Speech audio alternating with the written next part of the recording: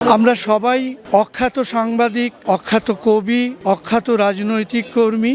বাচ্চু তাদেরই একজন। গৌরকিশোর ঘোষ, অম্লান দত্ত, এইসব মানুষজনেরও সংস্পর্শে এসছে। বাচ্চুদা এমনিতে স্কটিশ চার্চ কলেজে সম্পাদক, ছাত্র সংসদ লড়েছিলেন নির্বাচনে। সে নির্বাচন থেকে সম্পাদক হন, পরবর্তী সময়ে সভাপতি হন। একটা ভ্যাকুয়াম তৈরি হয়, তো একটা দীর্ঘদিনের সেই ছাত্র রাজনীতি থেকে করে আসা জীবনে একটা আইডেন্টিটি ক্রাইসিস তৈরি হয়। তত্ত্ব থেকে তথ্য নয়, তথ্য থেকে তত্ত্ব। সংবাদ এবং সংবেদের সম্পর্ক। আমাদের এই বামপন্থী, নকশালপন্থী, থার্ড স্ট্রিম যেভাবে বলুন, তাদের মধ্যে ভয়ঙ্কর একটা সংকীর্ণতা আছে প্রত্যেকের মধ্যে। আমি না মানেই বলছি, বাচ্চুদার মধ্যে সংকীর্ণতা ছিল না। ও স্টেটসম্যানের রুরাল রিপোর্টিং বিভাগে সব শ্রেষ্ঠতম রিপোর্টিংয়ের ও পুরস্কার পেয়েছিল।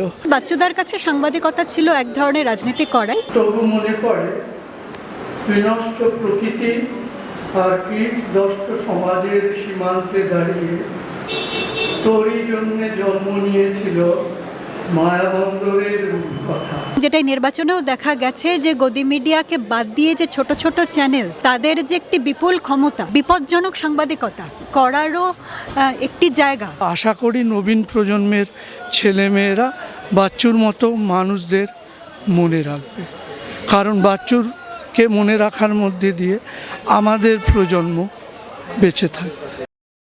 দেবাশিস আইচ বাচ্চুদা নামেই পরিচিত প্রিয়জনদের কাছে।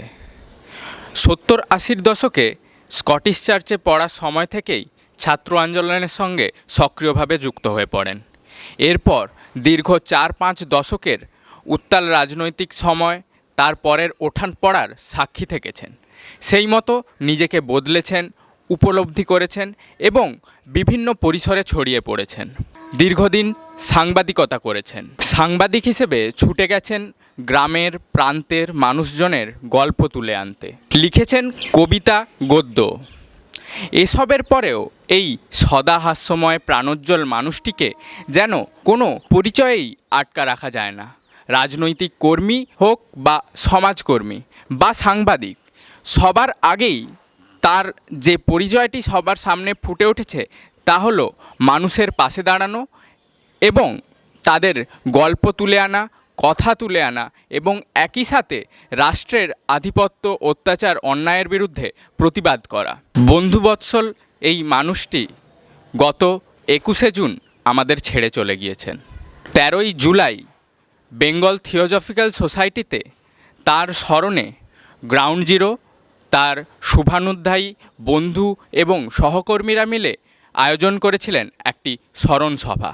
সেখানেই তার বন্ধু, সহকর্মী এবং শুভানুধ্যায়ীরা তার নানান স্মৃতি, গল্প এবং তার জীবনের নানা ওঠাপড়া তুলে ধরেন আমাদের সামনে। বাচ্চুদার স্মরণে আমাদের রেবেল রেডিওর এই বিশেষ ভিডিও।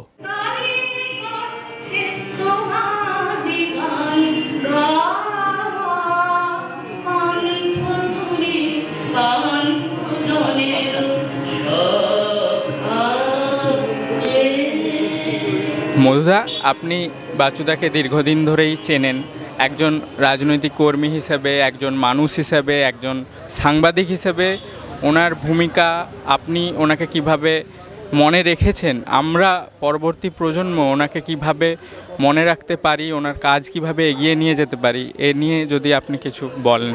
বাচ্চু, যার পোশাকি নাম ছিল দেবাশিস আইচ, সে আমার থেকে বয়সে ছোট হলেও আমরা সমসাময়িক।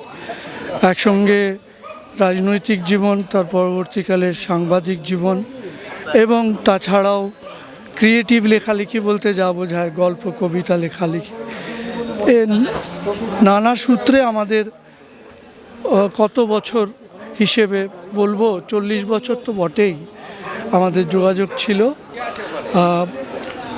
আমরা সবাই অখ্যাত সাংবাদিক, অখ্যাত কবি, অখ্যাত রাজনৈতিক কর্মী। বাচ্চু তাদেরই একজন।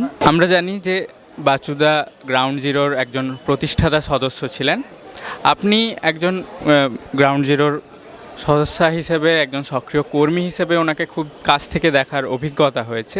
প্রথমত যেটা বলার, যে বাচ্চুদার লেখাপত্র আছে, গ্রাউন্ড জিরোর পাতাতে আছে, অন্যান্য ছোট পত্রিকা, তার মধ্যে অনেকগুলোই পোর্টাল, আন্তর্জালিক পোর্টাল, কাজেই সেগুলো সার্চ করলেই পাওয়া যাবে, বা ফেসবুকেও ঘুরে বেড়াচ্ছে, কাজে সেগুলো পড়া, গভীরভাবে পড়া। ওনার একটি আনএক্সপ্লোর্ড দিক রয়ে গেছে, যেখানেও ওনার সহজাত এবং সাবলীল পরিসরও ছিল, যেটা ওনার, সেটা হচ্ছে নাটকের ক্ষেত্র। ওনার সাথে সরাসরি নাটক করবার অভিজ্ঞতা, ওনার সাথে যুক্ত থাকবার অভিজ্ঞতা রয়েছে, এমন দুজনের থেকে আমরা সেই বিষয়ে কিছু জেনে নেব। আসলে বাচ্চুদার সাথে আমাদের পরিচয় সেটা এই আমাদের সবার জীবনের একটা সংক্রান্তির সময়, মানে সেই সময়ে এই রাজনৈতিক জীবন বা মানবাধিকার কর্মী হিসেবে পিইউসিএলের জীবন, এইগুলো ছেড়ে বাচ্চুদা একটা নতুন জীবনের খোঁজ করছে। একটা ভ্যাকুয়াম তৈরি হয়, তো একটা দীর্ঘদিনের সেই ছাত্র রাজনীতি থেকে করে আসা জীবনে একটা ভ্যাকুয়াম তৈরি হয়, একটা আইডেন্টিটি ক্রাইসিস তৈরি হয়।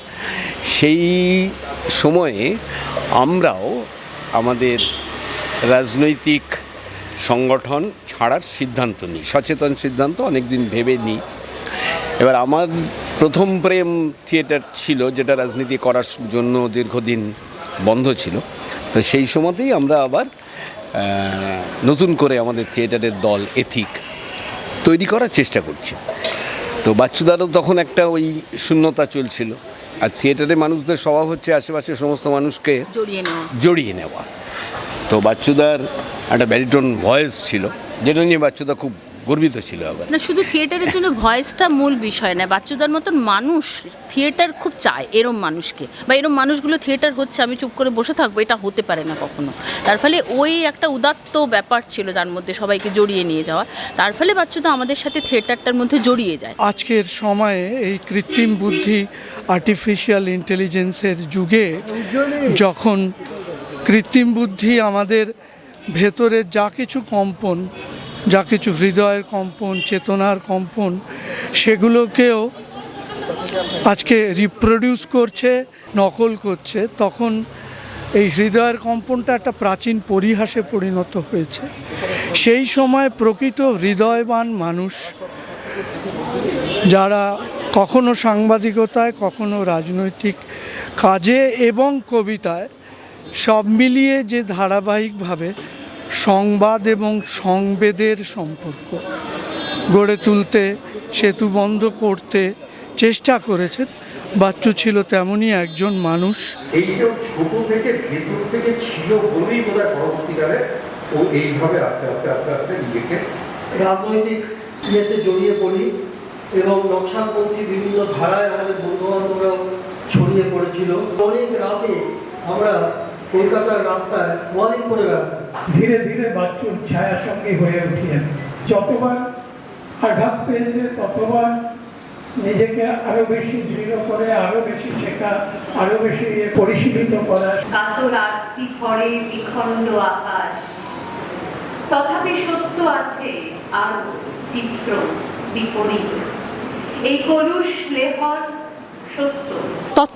তথ্যের ওপরে দাঁড়াতে হবে, যে আমি যেখানে যাচ্ছি, আমি যখন একটি সংঘর্ষ ক্ষেত্র বা সাধারণভাবেও আমি মানুষ, যেরকম আমাদের অত্যন্ত গুরুত্বপূর্ণ অভিজ্ঞতা হয়েছিল যে পরিযায়ী শ্রমিকদের নিয়ে কিছু কাজকর্ম করার, ভাত দে হারামজাদা বলে, সেটাও যথেষ্ট পপুলার হয়েছিল। এবং সেটি আমার যদ্দূর জানা আছে, প্রদীপ বসু স্মৃতি পুরস্কার, সমাজবিজ্ঞানী প্রদীপ বসু, যার নামে পুরস্কারটি দেওয়া হয়েছে, ও সেই পুরস্কারটিও পেয়েছিল। সুন্দরবনে আমফান পরবর্তী সময়ে যাওয়ার, যে আমি যা দেখছি সেটা যদি আমার বিশ্বাস, আমার যা মাথার ভেতরে যে চিত্রটি আছে তার সাথে যদি কোথাও একটা দ্বন্দ্বেও আসে, তাহলেও আমাকে সেই সত্যটিকেই প্রথমে দেখতে হবে।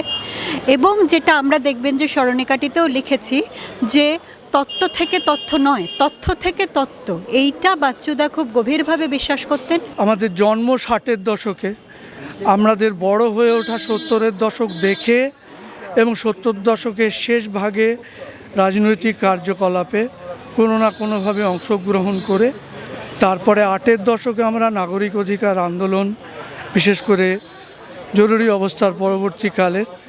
তাতে যুক্ত ছিলাম বাচ্চু পিইউসিএলের রাজ্য সম্পাদক সভাপতি থেকেছে দীর্ঘকাল। হাইকোর্টে রাজবন্দীদের নিয়ে মামলাগুলো তদারকি করা, এইসব কার্যকলাপ করত।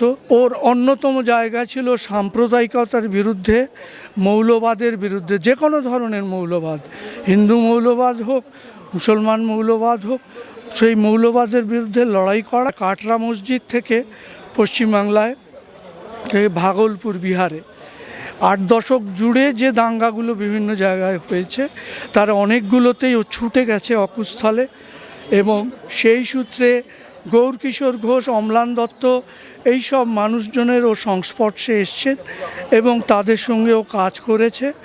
দহননামা বলে ওর ভাগলপুর রায়টের উপরে যে বইটি বেরিয়েছিল সেটা আমাদের বন্ধু মহলে এবং প্রতিবাদী কবি কর্মী মহলে যথেষ্ট জনপ্রিয় হয়েছিল। একটা চরিত্র ছিল পুরনো নকশাল একজন লিডারের, তো সেটা প্রায় বাচ্চুদার জীবনের সাথে, বাচ্চুদার অ্যাপিয়ারেন্সের সাথে, ওটার সাথে বেশ মিলে যায়, খাপে খাপ আর কি।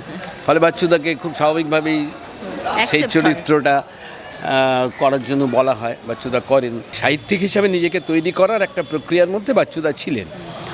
আর আমিও তখন ওই রাজনৈতিক জীবন ছেড়ে এই নাটক করতে এসে প্রথম ওই নতুন করে আর কি নাটক লেখা, নাটককার হিসাবে নিজেকে খুঁজে পাওয়ার চেষ্টা করছি। ফলে সেই সময়টায় আমরা পরস্পরের লেখার পাঠক হয়ে উঠি। তখন আমাদের নাটকের দলটার মূল কেন্দ্র ছিল নাগের বাজারে, যেটা বাচ্চুদার কাছে অ্যাক্সেসিবল ছিল। তারপরে আমরা বাধ্য হয়ে শিফট করে যাই বেলঘড়িয়ায়। মায়াবন্দরের রূপকথা লেখার মানে আমরা শুনি প্রথম বাচ্চুদার কাছে, মানে একটু একটু করে লেখা হচ্ছে আমরা শুনেছি। মানে এমনও হয়েছে বেলঘড়িয়া স্টেশনে বসে বাচ্চুদা তার স্ক্রিপ্টের কিছু অংশ আমাদের শোনাচ্ছে। মানে একদম তখন ট্রেন চলাচল, লোক চলাচল কমে গেছে, একদম শূন্য ফাঁকা হয়ে এসে চারপাশটা, সেই সময় আমরা হয়তো 3 জন মিলে শুনছি। যেটাই নির্বাচনেও দেখা গেছে যে গদি মিডিয়াকে বাদ দিয়ে যে ছোট ছোট চ্যানেল, যে বিকল্প মাধ্যম, সেটা সামাজিক গণমাধ্যম নির্ভর হতে পারে বা অন্য কোনোভাবে হতে পারে, তাদের যে একটি বিপুল ক্ষমতা, এবং আজকে রাষ্ট্র যেভাবে মনে করছে যে এই বিকল্প মাধ্যমগুলোকে তাকে আজকে দাবিয়ে রাখতে হবে, মানে যেটা আজকে খুব আমার মনে হয় যে প্রাসঙ্গিক এক্ষেত্রে বাচ্চুদার অন্যতম একটি শেষ লেখা নির্বাচনকে নিয়ে। সেটা আমি যখন মানে বাচ্চুদা চলে যাওয়ার পরে যখন আমরা অত্যন্ত শোকাহত, বাচ্চুদাকে মনে রাখার জন্য শেয়ার করতে চেয়েছিলাম ফেসবুকে, কিন্তু ফেসবুক শেয়ার করতে দেয়নি। তো কাজেই এই যে কোথাও একটা বিপজ্জনক সাংবাদিকতা করারও একটি জায়গা, এবং রাষ্ট্রশক্তির বিপরীতে, সামাজিক যে আধিপত্যকারী শক্তির বিপরীতে আমাকে সাংবাদিক হয়ে উঠতে হবে। 2017 সালে ও আর আমি এবং আমাদের আরেক বন্ধু, আমরা উত্তরবঙ্গের বনবস্তিগুলোতে রাভা জনজাতির মানুষ এবং অন্যান্য জনজাতির মানুষদের ওপরে বন বিভাগের বাবুদের যে অত্যাচার, বন কেটে ফাঁক হয়ে যাচ্ছে, ডুয়ার্স শেষ হয়ে যাচ্ছে, যে রাজনীতি এবং যে অর্থনীতির সূত্রে তার সঙ্গে স্থানীয় বনবস্তির সাধারণ মানুষের কোনো সম্পর্ক নেই। তারা নিজেদের ঘর ছাইবার জন্যে বা তাদের উনুনের চুলো জ্বালানোর জন্যে তারা লাকড়ি কুড়োতে যান, সেই সূত্রে তাদেরকে যে মানে ছড়রাগুলি খেতে হয়। কাশ্মীরে ছড়রাগুলিতে প্রতিবাদীরা বিদ্ধ হয়েছেন, সেসব ছবি আমরা দেখেছি। কিন্তু পশ্চিমবাংলারই উপান্তে যে বনবস্তির মানুষরা ছড়রা গুলি খেয়ে কীভাবে সারা শরীরে তাদের আলপনা তৈরি হয়েছে, অনেকে মারা গিয়েছে, সেই সংক্রান্ত রিপোর্টিং আমরা করেছিলাম। আমি টেলিগ্রাফ পত্রিকা করেছিলাম। ও স্টেটসম্যানের রুরাল রিপোর্টিং বিভাগে সব শ্রেষ্ঠতম রিপোর্টিংয়ের ও পুরস্কার পেয়েছিল। জনমুখী সাংবাদিকতা, যেটা আসলে মূলত রাজনৈতিক, সেই সাংবাদিকতা এইটা যেরকম বলে যে তথ্য নির্ভর হতে হবে, কিন্তু এইটা বলে না যে আমাকে রাজনীতি থেকে মুখ ফিরিয়ে থাকতে হবে। কাজে মূলত শ্রমজীবী মানুষের কথা বলতে হবে, আমাকে প্রান্তিক মানুষের গল্পগুলোকে তুলে আনতে হবে। এইটা কিন্তু আমি খুব গভীরভাবেই বলবো যে একটি গোটা প্রজন্ম, শুধু সাংবাদিকতা নন, যারা অনেকেই বাংলায় শিক্ষক হয়েছেন, অধ্যাপক হয়েছেন, লেখক হয়েছেন, তারা কিন্তু ওই অনুপ্রেরণা পেয়েছিলেন ওই সময়কার ওই রাজনীতি থেকেই। তো বাচ্চুদা যেটা মনে করতেন যে সাংবাদিকতার মধ্যে দিয়ে আসলে মানুষের কণ্ঠস্বর শুনতে পাওয়া যায়, এবং আমি এই যে মানুষের কণ্ঠস্বরটিকে শুনছি, সেই কণ্ঠস্বর শোনাটাই প্রথমত সাংবাদিকতার ক্ষেত্রে অত্যন্ত গুরুত্বপূর্ণ একটি বিষয়, কিন্তু রাজনীতির ক্ষেত্রেও তো আমি যদি সাধারণ মানুষের কথা না জানি, তার কি বক্তব্য, তার অবস্থা যদি না জানি, আসলে তো রাজনীতি হয় না, যেটা আমরা প্রতিপদে আজকে দেখছি। কাজে বাচ্চুদার কাছে সাংবাদিকতা ছিল এক ধরনের রাজনীতি করাই, এবং যেখান থেকে বাচ্চুদার আমার ধারণা যে বিভিন্ন সময় বাচ্চুদা ঠিক ওই মূল স্রোতের সাংবাদিকতার সাথে নিজেকে খাপ খাইয়ে নিতে পারা। কাজে বাচ্চুদা সবসময় বাতিলের দলে, এবং সেখান থেকে বাচ্চুদার কাছে একটাই মাত্র ওদের পথ ছিল যে বিকল্প গণমাধ্যমের মাধ্যমে কাজ করা। উনি তো 70-এর দশকে ছাত্র জীবনে স্কটিশ চার্চে ছাত্র রাজনীতির সাথে সক্রিয়ভাবে যুক্ত ছিলেন, ওখানে ছাত্র সংসদের সভাপতিও হয়েছিলেন। ওই সময়ের ছবি যেটা বাচ্চুদার মধ্যে দিয়ে উঠে আসে, সেই সম্পর্কে আপনাদের অভিজ্ঞতা? বাংলার রাজনীতিতে একভাবে বামফ্রন্ট সরকার ক্ষমতায়, এবং একদল ছাত্রছাত্রী যারা কিছুটা নকশালপন্থী রাজনীতিতে বিশ্বাসী, তারা বামপন্থী আন্দোলন করতে চায়, কিন্তু তারা এসএফআই সিপিএমের অনুপ্রাণিত যে সংসদীয় রাজনীতি, তার বাইরে একটা বিকল্প বামপন্থী রাজনীতি করা, ছাত্র রাজনীতি করার কথা ভাবে। তো বাচ্চুদা সেই ধারাটির একজন প্রতিনিধি। তো বাচ্চুদা এমনিতে স্কটিশ চার্চ কলেজে সম্পাদক, ছাত্র সংসদ লড়েছিলেন নির্বাচনে, সে নির্বাচন থেকে সম্পাদক হন, পরবর্তী সময়ে সভাপতি হন। তো সেই পর্যায়টা আমরা দেখিনি। আমাদের সাথে পরিচয় মূলত 90-এর দশকে, আমরা নিজেরা যখন ছাত্র আন্দোলন করতে এসেছি, সেই একই ধারার, মানে যেটাকে তখন সেই সময় বলা হতো এসএডিএসএ আন্দোলন, students association, Democratic students association, আমরা তার একদম শেষ দিকটার সময়কার কর্মী। তবু মনে পড়ে বিনষ্ট প্রকৃতি আর কীটদষ্ট সমাজের সীমান্তে দাঁড়িয়ে তোরই জন্যে জন্ম নিয়েছিল মায়াবন্দরের কথা। দাহদিনে পলাশের আগুন ছড়িয়েছে কৃষ্ণচূড়ায়, পুরুলিয়ায়। লহু লোহান সে দাঙ্গায় মানুষের ঘর তো পড়েনি, শুধু বেড়ে গেছে আমাদের রুখু সুখু হৃদয়ের উত্তাপ। আমাদের এই বামপন্থী, নকশালপন্থী, থার্ড স্ট্রিম যেভাবে বলুন, তাদের মধ্যে ভয়ঙ্কর একটা সংকীর্ণতা আছে প্রত্যেকের মধ্যে। আমি না বানিয়েই বলছি, বাচ্চুদার মধ্যে সংকীর্ণতা ছিল না। মানুষের পাশে থাকতে হবে, গণ আন্দোলনের পাশে থাকতে হবে, রাষ্ট্রের বিরুদ্ধে দাঁড়াতে হবে, এই নিয়ে শেষ জীবন পর্যন্ত বাচ্চুদার কোনো সংশয় ছিল না।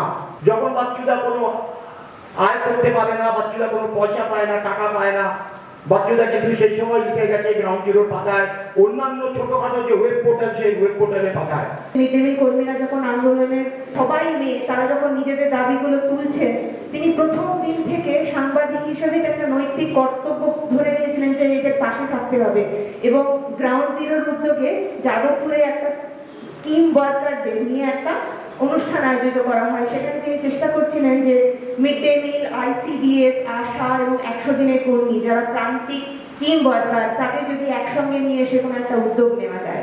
শ্রমজীবী মানুষের জন্য স্পেসিফিক্যালি তিনি যে চিন্তা করেন, বা তিনি যে শ্রমজীবী মানুষের চিন্তা জায়গাগুলোকে তুলে ধরেন, সেটা শ্রমজীবী মানুষই বোধ হয় আমাদের চেয়ে অনেক বেশি বুঝতে পারে। কারণ দেবাশিসদা যেদিন মারা গেলেন, তাকে যখন ফোনে বলছিলাম যে দেবাশিসদা নেই, দেবাশিসদা চিকিৎসা হয়নি, বিনা চিকিৎসায় মারা গেছেন একটা মানুষ, বিশ্বাস করেনি, এই ফোনে হাউ হাউ করে কেঁদেছেন। আমাকে জাগিয়ে রাখো এবং আরও বেশ কিছু কবিতার বই, ওর নিমকাঠির জীবন বলে লেখা, মানে একই সঙ্গে একজন সাংবাদিক যে কবি, সেই ধারাবাহিকতা আমাদের বাংলা সাহিত্যে দীর্ঘকাল ধরে আছে। আমি যদি বলি সমর সেনদের ধারায়, যদি প্রতিবাদী কবিতা মণিভূষণ ভট্টাচার্যের ধারা, সব্যসাচী দেবদের ধারা, বাচ্চু তার অন্যতম, কমলেশ সেন, এদের আমরা কবিতা পড়ে বড় হয়েছি। সেই ধারাতেই বাচ্চুর কবিতা থাকবে, বাচ্চুর রিপোর্টাজ থাকবে।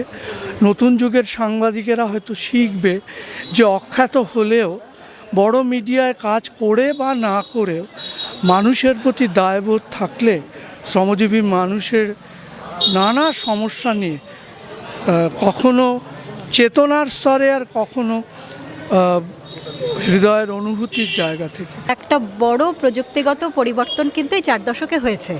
বাচ্চুদা যে সময় সাংবাদিকতা করার কথা ভেবেছিল এবং আজকের সাংবাদিকতা দুটো ঠিক এক নয়, এবং এবং মানে আমাদেরও যেখান থেকে একটু পোর্টাল করার সিদ্ধান্ত, সেটা ওই সামাজিক গণমাধ্যম বা অন্তর্জাল তার যে প্রাসঙ্গিকতা, তার জনপ্রিয়তাকে মাথায় রেখে, এবং বাচ্চুদা কিন্তু সেখান থেকে ওই প্রযুক্তিগত পরিবর্তন, এবং যেটা হয়তো আপনারা শুনে থাকবেন যে বাচ্চুদার এক বন্ধু, অত্যন্ত কাছের বন্ধু পার্থপ্রতিম মৈত্র বললেন যে বাচ্চুদা শুরু করেছিল লেখালেখি, প্রিন্ট জার্নালিজম এই জায়গা থেকেই।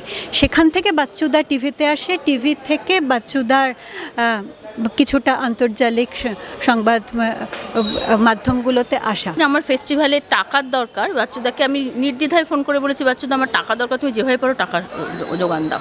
মানে এই মানুষগুলোকে এগুলো বলা যেত। বাচ্চুদার মতো মানুষগুলোর সংস্পর্শে এসেছিলাম বলে সেই বাচ্চাগুলোকে আরও আমাদেরকে বাঁচিয়ে রেখেছে সেই সময়গুলোকে।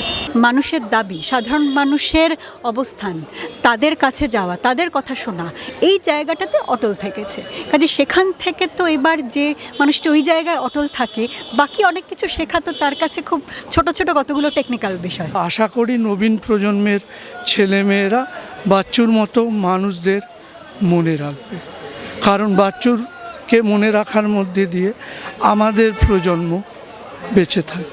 আমি রিটায়ার করেছি টেলিগ্রাফ পত্রিকা থেকে, তার আগে Anandabazar Patrika, Statesman, Times of India, Delhi Doordarshan, এসব জায়গায় কাজ করেছি। আর এই রাজনৈতিক জীবনে শ্রমিক সংগঠন করতাম, আর ছাত্র রাজনীতিতে কিছুদিন যুক্ত ছিলাম। এখন লেখালেখি, পড়া, এসব নিয়েই থাকি। আমি গ্রাউন্ড জিরো সম্পাদক মণ্ডলীর সদস্য, ছোট পত্রিকা কর্মী এবং গ্রাউন্ড জিরোর প্রতিষ্ঠাতা সদস্য।